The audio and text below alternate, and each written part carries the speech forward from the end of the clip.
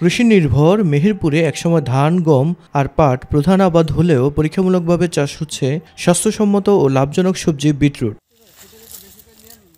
উচ্চমাত্রার আয়রন, অ্যান্টিঅক্সিডেন্টের পাশাপাশি বিটরুটে রয়েছে ভিটামিনস, যা রক্ত পরিশোধন ও রক্তচাপ নিয়ন্ত্রণে সাহায্য করে। ফলে রাজধানী সহ দেশের বিভিন্ন শহরে এই সবজির চাহিদা বাড়ছে। একটি উন্নত জাতের বিটরুট নিয়ে এসেছে এবং চাষ করছে, এবং চাষিরা এই বিটরুট দেখে অনেক উৎসাহী হয়েছে।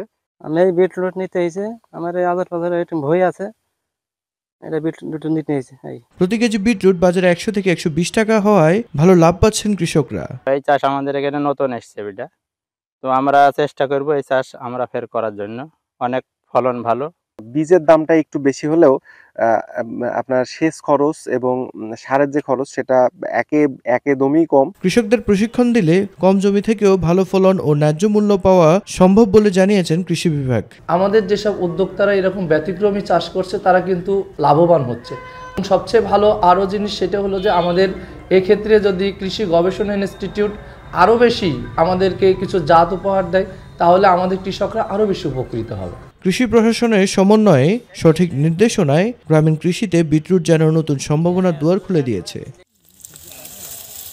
মিফতা গালিব, মাই টিভি।